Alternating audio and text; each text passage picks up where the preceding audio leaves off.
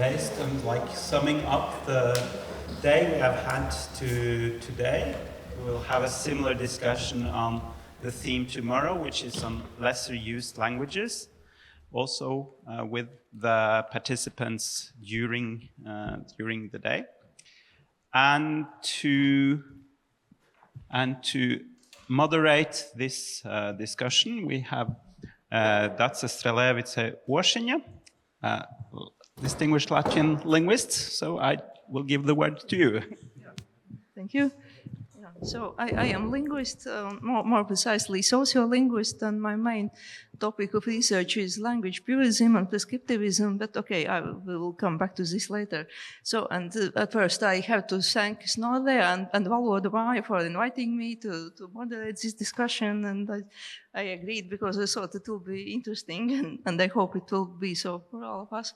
So, okay, I will start by presenting the participants of this discussion. So on my left is Anna Vogel, and she is associate professor of Scandinavian languages at Stockholm University. And then is Signe Kazaka. She is a linguist, and as she termed herself, language professional. And then we have Elizaveta Dubinka-Guša, and she holds a PhD in international relations, and she is currently the head of the director of the Danish Cultural Institute in the Baltic Sea region, and her interests are also intercultural relations and so on. And then is Aiga Veckalne. She is linguist, and she is a researcher and practitioner of the concept which is called plain language and inclusive language. And so I guess most of you heard also the presentations today that the participants were already giving, so you approximately have the idea what the topics of interest are and what they will speak about. So as to myself, as I mentioned, my interest, one of my main interests is in language purism, and so basically in the way how people react to language changes and how people try to keep language correctness, so to say, language purity, which is, of course, such a symbolic term. And so prescriptivism and purism have many definitions, but I would say that one of the, so in a very brief way, we could call them as the wish to control language, the wish to keep language from change. And so, of course, I will be trying to pull the discussion in this direction and to see how all the other topics today can be applied to this. And so, well, I just want to go two interesting points which I noted. Like one was from Elizaveta's presentation, where she said that dialogue is antidote to power relations. And so I thought that is a very useful point to point at, because, well, language purism is also very much about power, and because language purism, the way it comes like from the regular language users, usually it comes from a desperate lack of power. This is a way how people want to have power over something, and language is the thing that they can't have power of. And usually people have these puristic attitudes towards language issues when they feel that language is kind of slipping out of their power, and when they feel that something like in language is happening against their will. And also, I liked one point which Anna mentioned, and it was that actions. No, sorry, I must have mixed up. I must have mixed up the things that the speaker said. So yes, Anna was the one who said this idea about language. No, sorry. Sorry, no. This is my failure. I must have been already excited so no, this is such an embarrassing moment indeed. No. So okay, let's come back to this. So Elizaveta's point was that dialogue is antidote to power relations, yes? And Anna's point was that actions driving language change have political power. So correct me if I'm wrong. So, okay, now it's your turn to speak and to correct everything that I said wrong. Okay, let's start with you. Thank you so much. No, but I think you understood me correctly, because in order to perform a change, in my case of words that were previously loaded and you would like to replace them with unloaded or more neutral terms, then you need access to political power. And in all three of my investigated groups, there was an access to political power. So the ones who pursued the language change person with impairment, they were already an agency, National Board of Health and Welfare. So they, as an agency, they are directly under the Swedish government. But that linguistic exchange didn't go so well. And as we were discussing, you and I, during the break, it is an important factor that the change should rather come from the group that the change concerns. So if it is a grassroots movement, it has much better opportunities to get change. And this was the case for Roma people. They had access to power thanks to this group close to the government in the work of the ratification. And then also the LGBT group, which politicians are always very keen on listening to them. But I was thinking about this dialogue is the antidote of that dialogues are always, maybe you didn't say that, Lisaveta, but at least you mentioned symmetric relations in relation to dialogue. I'm not so sure about that, because I think you can have a dialogue. Maybe it's not a true dialogue, but you can have a dialogue. You still have one very powerful person or group, and having a dialogue with with persons or groups that have less power. Or wouldn't you consider that a true dialogue then, or what's your opinion? Thank you. Thank you. So, okay, please. Does it work? Yeah. Thank you for giving me the floor with this question. I think that if we start, labeling something as true or not true dialogue, then we can also risk to get into a trap. What is true and what is untrue? Yeah, but one of the ways to deal with that could be that, and what the one I used was the pure etymology of the word, dialogue from Greek, across, meaning, so the meaning that comes across, and if we can see that there is a full mutual respect in this group, and everybody has a say, that it's not only perceiving information, getting it like an injection from someone, but also to be able to react, to express, to reject or to accept. Then I think we talk about dialogue. Then there is a flow, well, we know from the cartoon that flow has also many challenges. It doesn't go that easy. This cat showed us how he or she was struggling in the flow, but still the flow is very important here. And I wanted to stress by this that asymmetric conversation or talk. This is the one that I see as antidote of dialogue.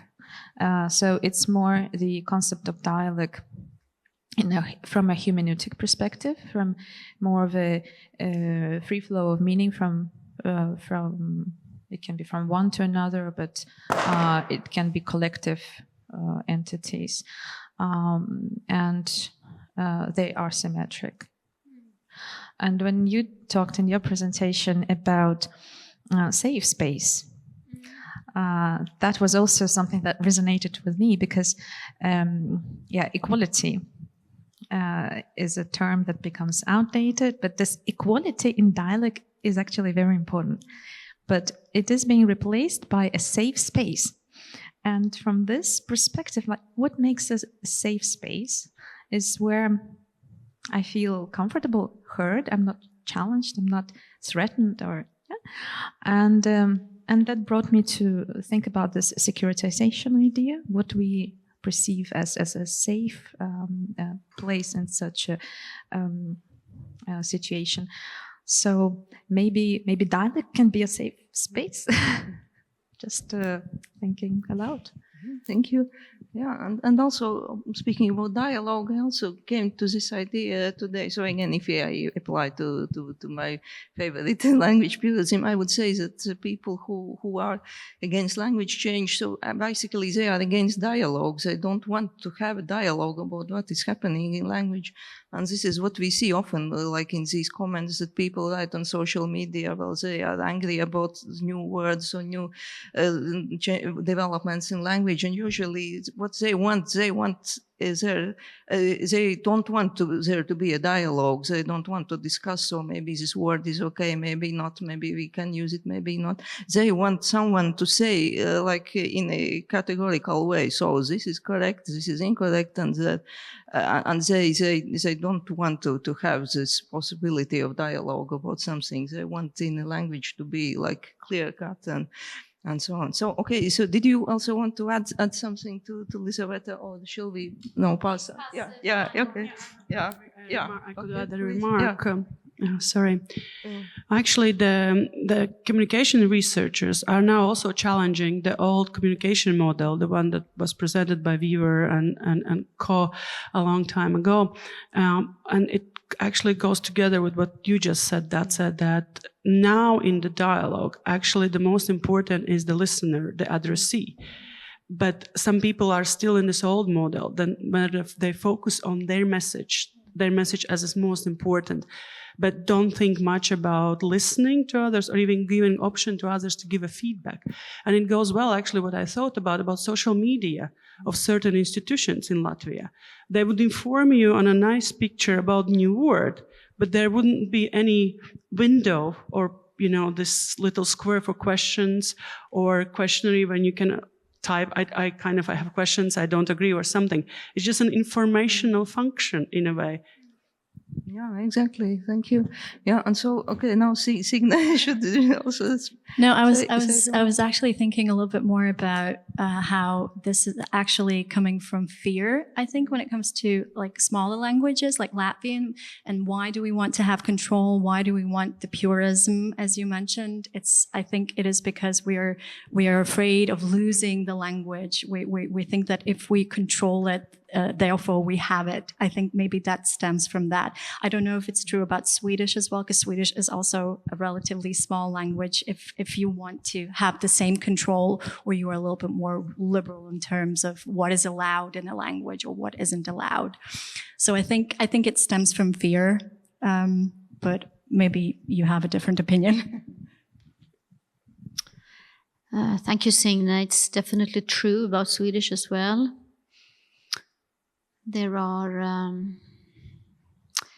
debates going on, but these debates, if we go to social media, we can see ideas that, well, one common issue debate is a small kind of pastry, and it's made of cocoa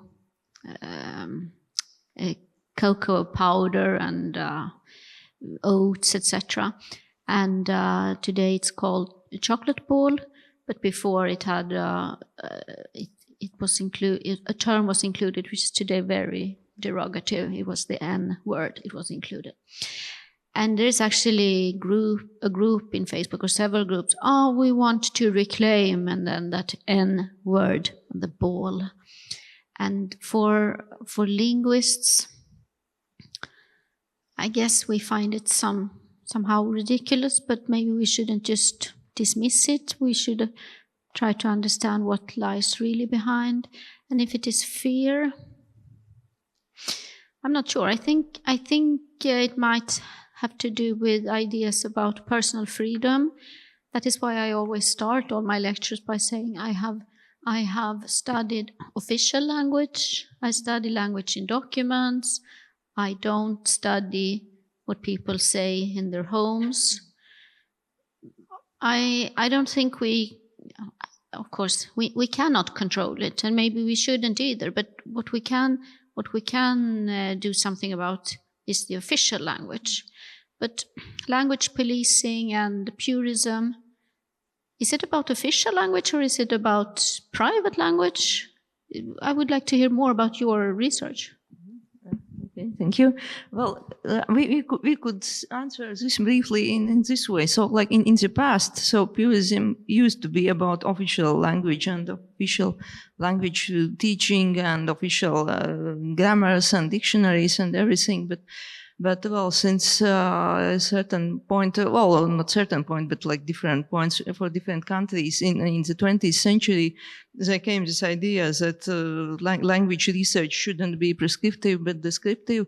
So in Latvia and in Eastern Europe in general, this idea came later and it appeared in Western linguistics. So, but in general, the idea now is that academic linguistics should not be, and basically isn't prescriptive or puristic, but the society, like this general public, is what expects it to be, and they still have the opinions that linguists should be like a guardian of language, linguists should be like a policeman or like a kindergarten nanny who tells don't do this, do this. And so there are all these roles that society wants to see in a linguist, and then they are disappointed when they don't get what they want. And so there are actually, this is actually another topic that I have researched more or less, like this image of linguistics of society. And if this discussion were on this topic, so I could also speak about this at length and about all these misconceptions and expectations that people have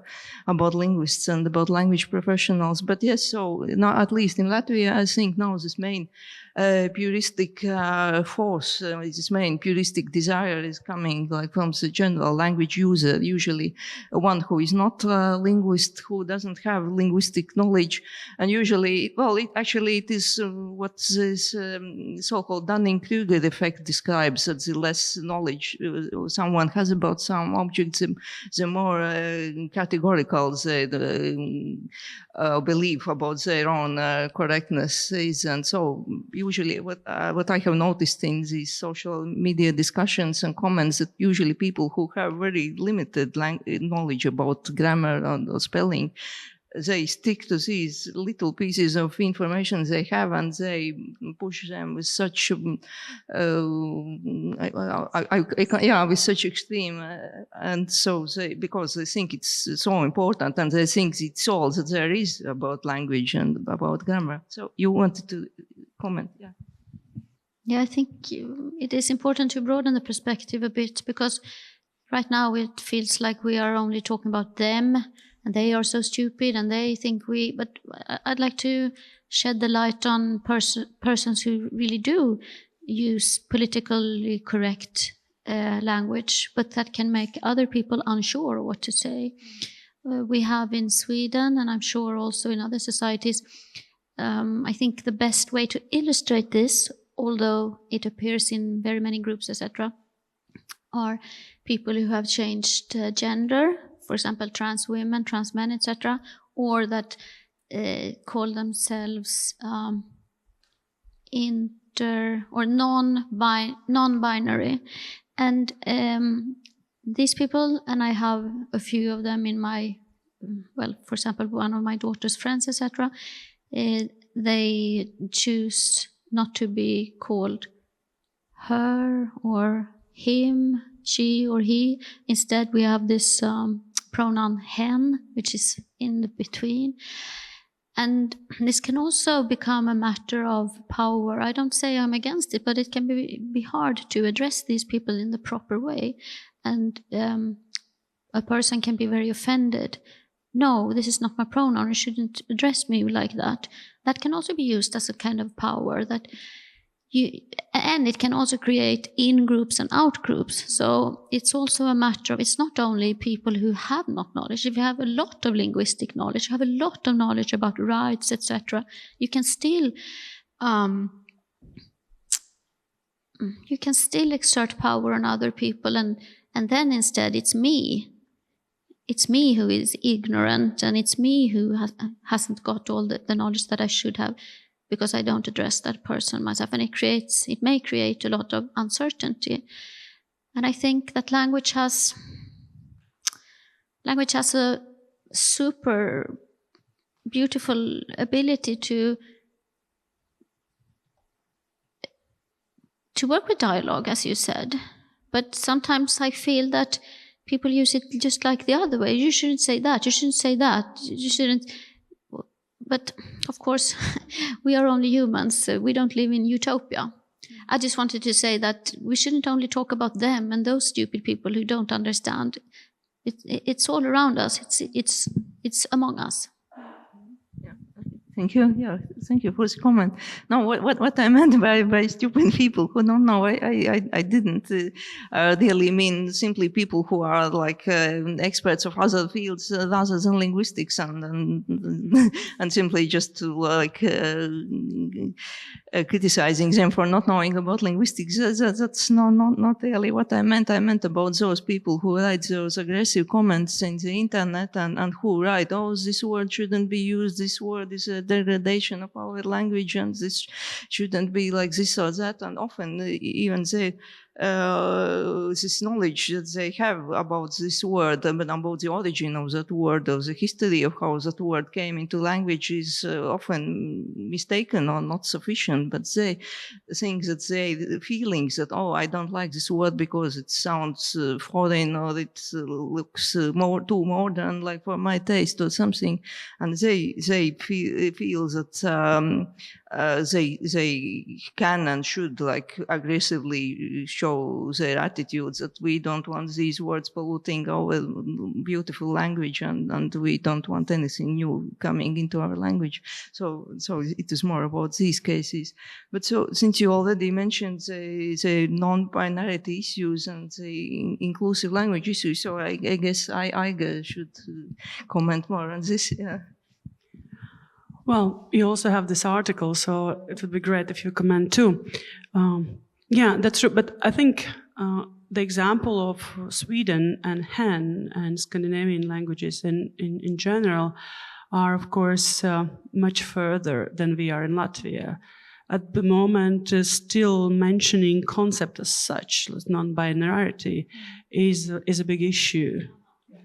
And the fear comes out sometimes because it's something like foreign. We don't know what it is. Maybe it will take from us something, So finding the word is next step, which we're probably not yet ready to. The community is talking about that a lot, and I liked what you said. It should be community's concern, absolutely. But the linguists, and I'm not talking about all the linguists, but linguists who are affecting the decisions, right? They are very often still thinking it's not a problem. We can live without that word. We don't need that word because it's maybe one person who needs the word. So in Latvia, we're kind of educating ourselves at the moment, educating society that people can be non-binary and nothing will happen. The world will not crash. And we are still looking for the word. Even in the community itself, there are several words used now. English is very popular. Word they is used also in Latvian in communication. Also, they're playing with the O ending, being like non-binary actually. There are also people are using the dialect form of he, which in this dialect doesn't have feminine or masculine meaning. So it's very interesting. And some of the translators who are facing this more than others, like film translators, book translators, they're really in need for this word.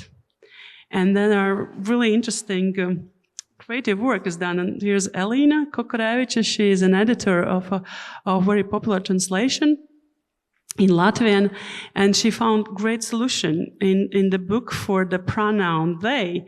She used the old Prussian not whole word, but you inspired, right, from the Prussian language. Yeah, part of it. And you also came up with this idea for the word, for the names and surnames using asterisks. Because in Latvian we have masculine or feminine endings. So there's a lot of creativity around, and there's a lot of dialogue in the community. We still have to find this dialogue with the official language institutions, and educating, of course, society and showing that it's not a threat. Okay, so maybe Signe or Elizabeth want to add something to this, or maybe to comment on something else. What I was thinking when listening to my colleagues here in this panel was the problem of identity markers.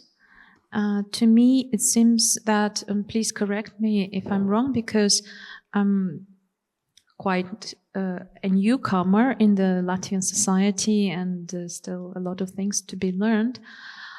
But I understand that perhaps this desire for language purity comes from exactly the necessity of those identity markers. And sometimes, it can be, in some context, it can be just the accent, and then you can tell where the person comes from, right? And here, if the person doesn't know how to say this word in Latvian, then it's also something about the identity. Maybe it's not a native Latvian then, or there is something with this person, and maybe this person does not belong here because they don't know this word. I remember I was born, and the first 19 years of my life I lived in Belarus. And I remember it was the time when Belarus was also becoming independent. The language problem was discussed a lot. And there was, in fact, the same problem as in many other post-Soviet places, republics, the need to go away from Russian influence and Russian language and so on. And because many people did not speak Belarusian properly, they didn't master the literary language because it was the language of everyday life, but not so much at schools and so on and so forth. Then they would be scorned by those who master, those few who know how to speak properly. And that actually created this adverse effect that even those people who really wanted to be identified as Belarusians, and if they spoke with mistakes or their vocabulary was, a bit maybe affected by other languages, they had difficulty to say it in a proper Belarusian, but they still tried. It actually resulted in this referendum that now we come to the political in 1996, when simply it was the will of the government to introduce Russian as a second language, and then to show that, no, okay, it's not a problem if you don't speak Belarusian, you have the second official language. So it was really used in the political ends and now we live with these consequences of that decision. So exclusion based on foreign words can actually have some consequences, at least based on this example that I just described. I'd like to comment, and this is also the case in Latvia. I'll comment why. Because the language policy is very important here because of the experience we have had, 50 years of Russian occupation and Russian being kind of put in everywhere and taking out Latvian before German. There was other also influences. And I think some people want to stick to the existing traditions and existing things, not to lose language, because there's a huge fear. Maybe before it was Russian, now sometimes people say, oh, we don't have to run and do the same that Americans do, right? Because it's somehow might threaten the language. And no doubt, the English influence is really I would say, very big now in Latvia, and not in a good sense. At least I think that. But not everything is just fashion, doing like Americans doing. Things sometimes are because of necessity. Society needs that. And all the words, most of the words in language come from the need of society very often. Right? Society needs that word because we need to call somehow the new thing, the new concept. But yes, this fear and actually it's not just fear, but also wish to protect our language, which is like we are only few speakers, right, in context of the whole world. Yeah, so there's interesting. There's several things come together. Yeah, thanks, Elizabeth. This was great comment. Yeah. If I may add to this, so what it also does, unfortunately, this overprotectiveness of Latvian in particular, it also kills the creativity that we could have that would actually make our language richer. And we could also open it up a little bit more to people who want to learn it, because it kind of seems sometimes that it's so enclosed that we don't want to share it almost. It belongs to us, and we don't want to give it to anyone else. But I think in order for it to survive as a small language, it does need speakers, foreigners who learn it, and we don't really see that very often. And partially, I think we ourselves are to blame for that. Yeah, thank you. Yeah, thank you for the comment. Yeah, and especially like the part about creativity, because this is also something that I have been thinking about, and also sometimes commenting in my research that language purism is actually it's against creativity, because from what we can see, like in these everyday comments on the media, or also in the earlier sources of linguistic, of puristic concerns that people have expressed. Usually purists are against like the transferred meanings of words, about metaphorical meanings. They say, oh, this word actually means this, and to use it in this meaning is incorrect. So often this whole puristic stance is based on like being against creative or transferred or new meaning or usage of the existing word. And so yes, this is a good point that if we want to if someone wants to stick only to the existing norms, then there shouldn't be creativity or poetic language or any other kind of stylistic variation. And yes, and about what Elisabetta said, that about this problems that people who were criticized who speaking incorrectly, they didn't feel like speaking the language at all. So yes, this is really like this. And I remember that this was also specifically stressed by the linguist David Crystal in one of his in his book about endangered languages. That in this process of saving an endangered language, this is especially important to avoid purism, because being puristic and especially criticizing young people for not speaking correctly also will just make them. It will not make them try to speak more correctly, but in many cases maybe this will stop them from trying and just giving it up for another language. And so, okay, so, and several of you mentioned this concept of fear, and I was, so actually this was one of my ideas that I had when planning this discussion. I might ask, like, what do you personally, like each of you, what do you find the most frightening or the most alarming issue or process in relation to language or language users? Because if we ask the average Latvian speakers, most of them would say that this is all these new English words and the young people speaking English and all these things that the politicians are imposing on us, these bureaucratic terms and everything. So, and if one asked me, I would say that this is this increase of language purism and all this linguistic intolerance and the way how people want to language serves them but not other people, or to keep language to themselves and at the expense of other people's comfort. So, but if each of you had to say briefly, what do you find like the most alarming or irritating things that is happening in the context of language or phenomenon, like in relation to language or language users? Thank you so much, Lasse. I try not to be so irritated. I think irritation might compromise my cool, clear view as a researcher.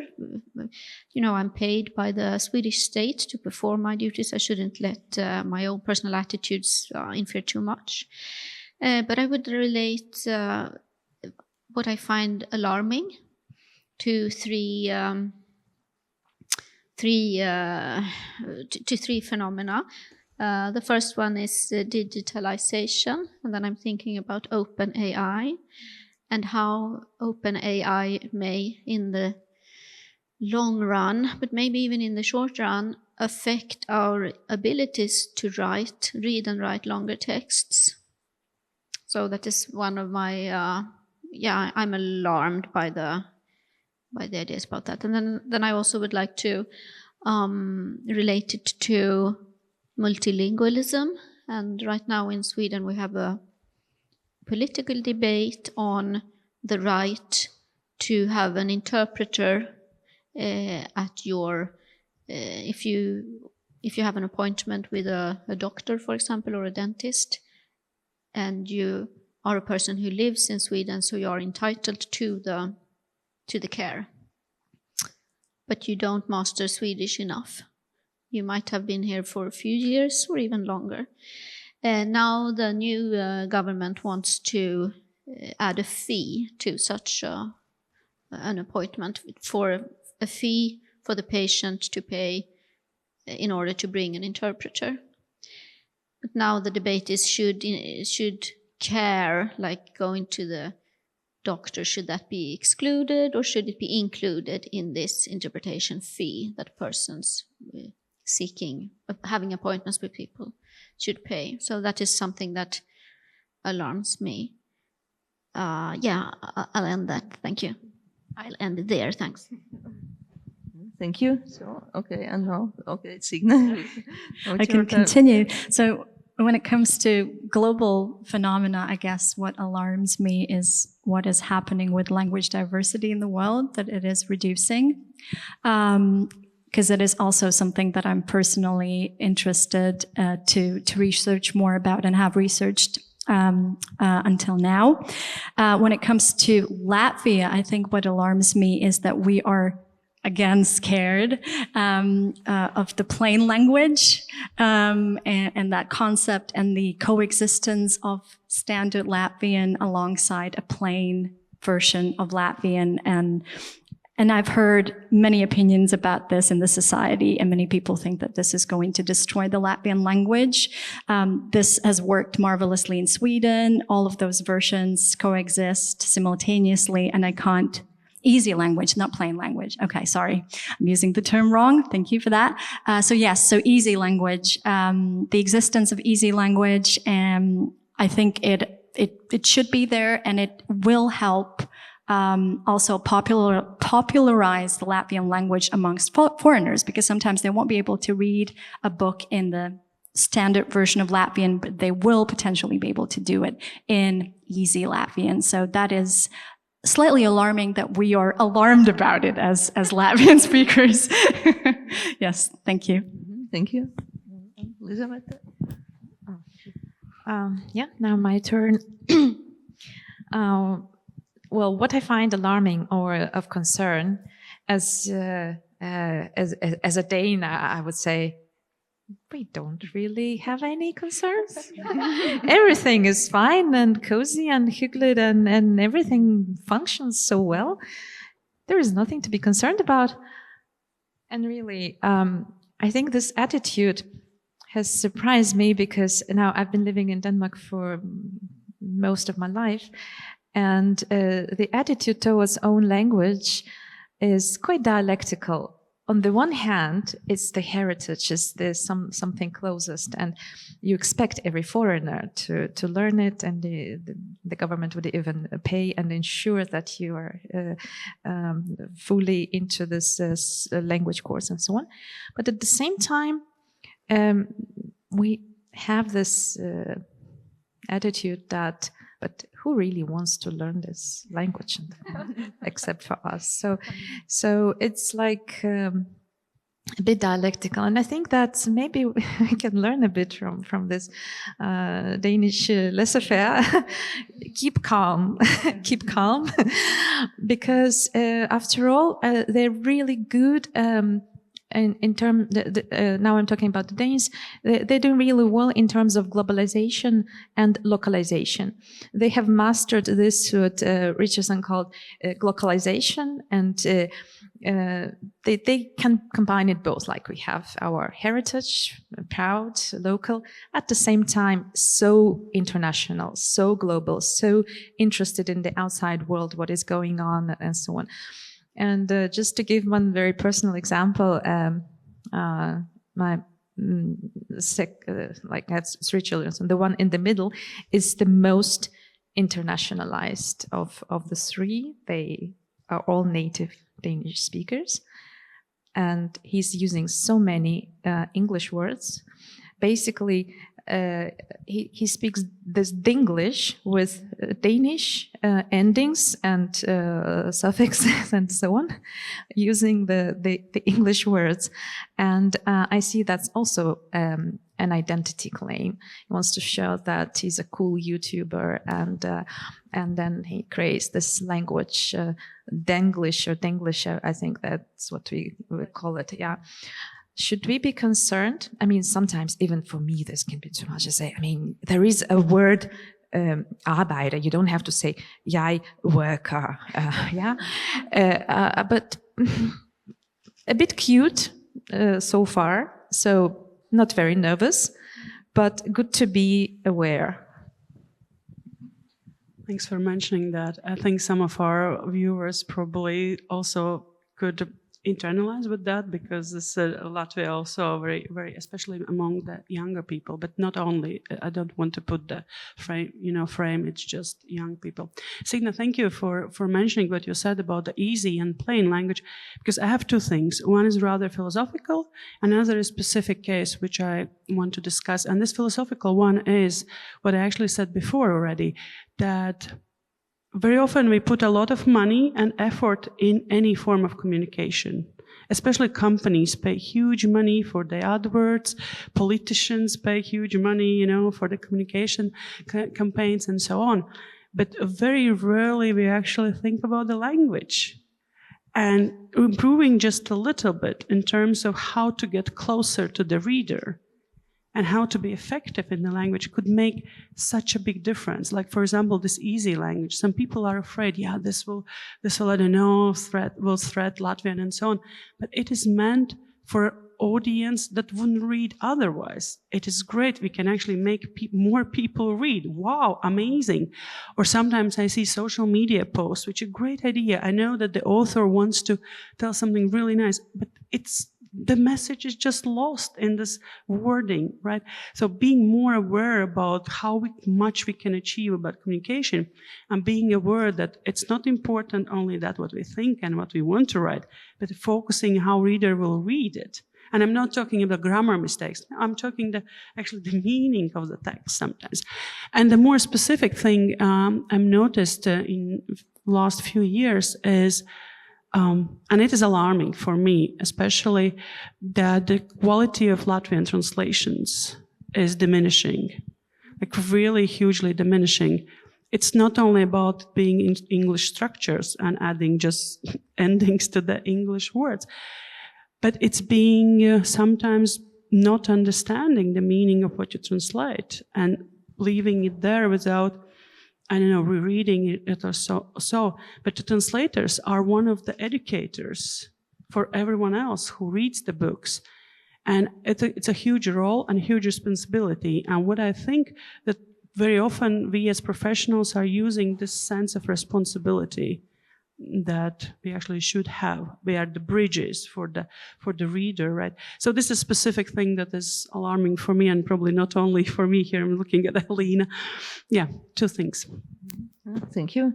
Yeah, so thank you all for your responses. Yeah, and so really all these points that you mentioned, they are important, and we can see how they are applied to real life, and we can, each of us can think of examples where this is happening. And yes, only maybe about this last topics that I described about the quality of translations here. I would, on the contrary, I want to be the more optimistic one, and I would like to say, well, this is actually not a new process. Well, if Latvian language, like in the history of translating from other languages and in this whole literary history of Latvian, we have had the influence of German. Like if we read the classics, 19th century classics of Latvian literatures, and we can recognize German sentence structures and of course borrowed words and so on. Then of course as the Soviet time is a Russian influence, so we handled that also. We survived it, and so And it's we also about the and meaning. it will be It's the not same, about the yeah. construct, but it's Yeah. also about the meaning. Yeah. Getting the meaning wrong. Oh, okay. This is important when you translate the book and you translate it not as it's said in the original. Yeah. Well, yes, and this is important. Of course, meaning should always be there. And but okay, so this is maybe this is all, we already are entering like in another realm. Even though, of course, translation and literature is also closely related to also these language attitudes and to how we see language. So I wonder how much time we have left. Is anyone following? We have 8 minutes left. Yeah. So, sorry. Yeah, sure, of course. Yeah. Okay, so we finish now, and so the floor is to you. Hi, thanks. Again, yeah. Just to be completely clear, as I came to festival, I did not expect that it could be so legal, so I feel like the most conservative person ever, just to be really clear. But from the discussion that just happened, at least to me, I hear that something a tad bit hypocritical when there was this idea that purists or people who don't want to change the language, they don't want to have the dialogue. But it sounds a tad bit hypocritical because as throughout the few of the lecture that we had, the idea that language is power, changes of the language is power, came out. And so, to me, it sounds like the idea of the purists, they don't want to have dialogue. It's like, how can you expect them to want to have a dialogue? It's like coming to like, hey, can I have your power, please? No, I don't want to give you power. Why don't you want to have a dialogue? Any dialogue, any discussion of a change already implies that the part of power is going to be shared. Relocated. It's not shared. Power is never shared. Power is the most binary thing you can imagine. You either have it or you don't.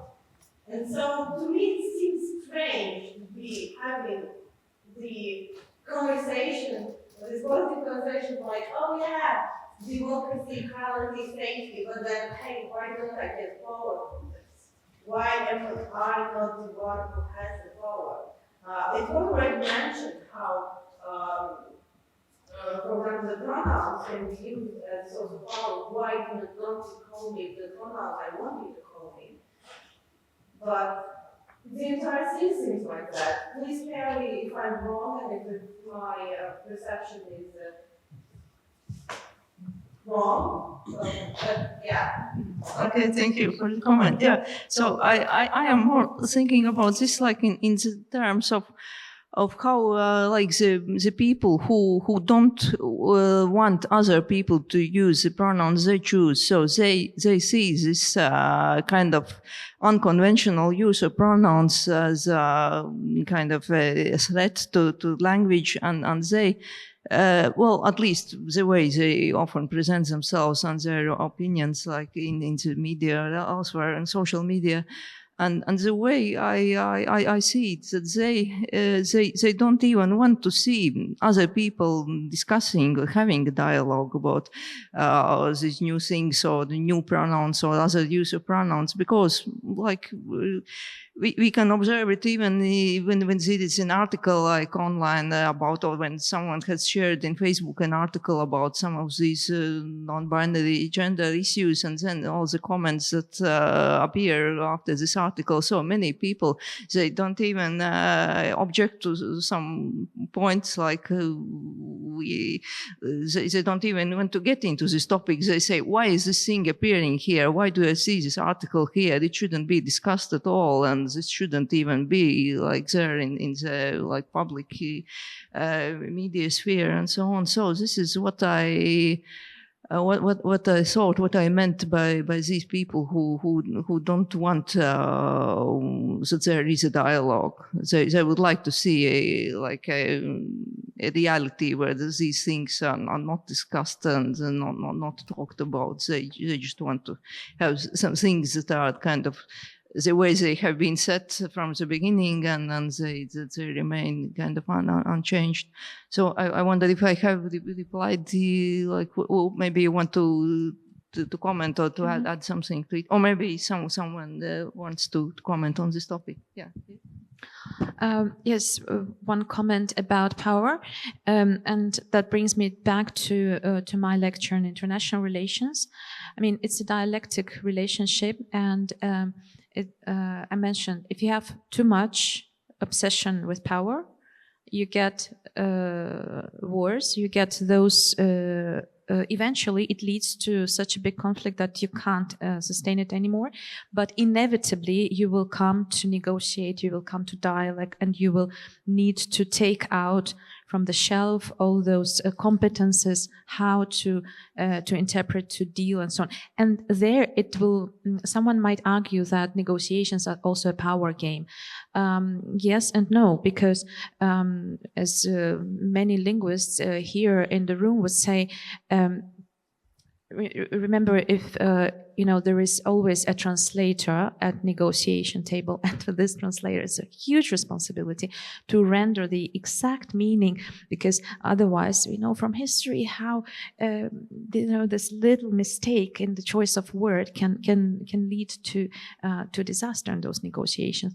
So they come one after another interchangeably, and I think that sometimes we have periods for a bit naive people, after this big storm, when we have time for peace, a lot of idealists feel really good because now it's time for values. Now it's time to, and maybe it's just a window of opportunity, right? Because then another tide comes, and then we have time for pragmatic approach and power and very rigid fight. So, yeah, it's like a bit of a dialectical relationship, I think. Thank you. So, anyone else wants? I have a question about politics.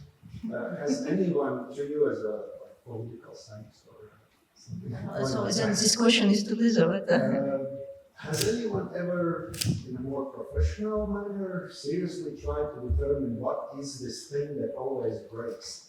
Because first, something that we all can agree, this should have been avoided. If only this thing could have been avoided, it would have been so good. It happens again, and after that, idealists are hopeful. Like, now the storm's over, we should maybe try something. And then when the next storm comes, has anyone ever tried to follow the links? Where is the point at which the coming of the next storm becomes inevitable, despite all the idealism, despite everything? Because I have just, my thinking is very short and very sad. I've just come to expect the worst from people generally. But I don't wish that upon anybody else. I don't wish the whole society to think like I do. And I'm not a professional, so maybe somebody has a better. Well, now you raised the bar, and you're looking at me because of the political part of this panel.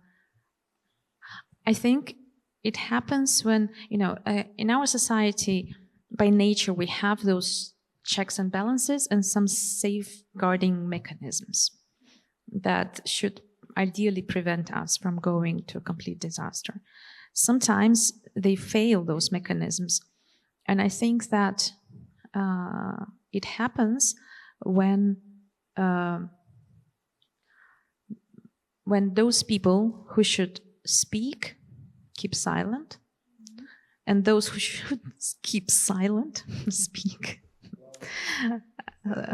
Shortly, to put it shortly. What I was thinking, I wasn't saying that, I kind of also maybe implied somewhere that it should involve language somewhere in that chain.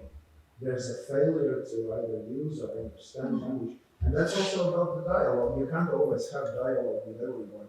For example, I think child raising doesn't really involve dialogue. You have to, it's like dialogue is the same as dialysis, right? It's transfusion of blood. Dialogue is the transfusion of meaning, and I have to to give some idea of my meaning to this person who doesn't have an idea of their own, so that we can, from then on, be equals, hopefully. Some kind of asymmetrical transfusion of meaning always has to happen, otherwise it will totally be a storm after a storm, and we'll just go on like that. People have to be thoughtful. That's what I think. I'm thankful for everybody who taught me something. And nobody should be treated like, oh, you are this being from the depths of cosmos, you are perfect. Thank you for existing. So yes, maybe people should speak up in the face of whatever it is. I mean, what I meant also with this speaking and not speaking is that sometimes we are just, things go wrong when we are too passive. Sometimes we need to be a little bit more active, a little bit, it's healthy to be active, but maybe also it can be too much sometimes. But I think that when we lose interest and we turn a blind eye to certain things and so on, then eventually when there is no one to keep an eye on things, then we have a risk of failure. But I'm still positive and optimistic rather than pessimistic, at least today. Just wanted to add one thing. Language is a superpower. We should use it, but not abuse it. Thank you. So now it seems that our time has run up. So correct me if I'm wrong. Yes? Or do we still have some left? Who knows? Nobody knows. Yeah. Yeah. So unless something very brief and something very kind of something that would wrap up this discussion and this topic. So I wonder if any of us feels saying something like that. Or maybe, okay, we just leave these questions open, so we will think of them as we go home, and then we ponder on them more. Okay, then thank you everyone for participating and for listening and for asking questions. And okay, let's have fun. Yeah.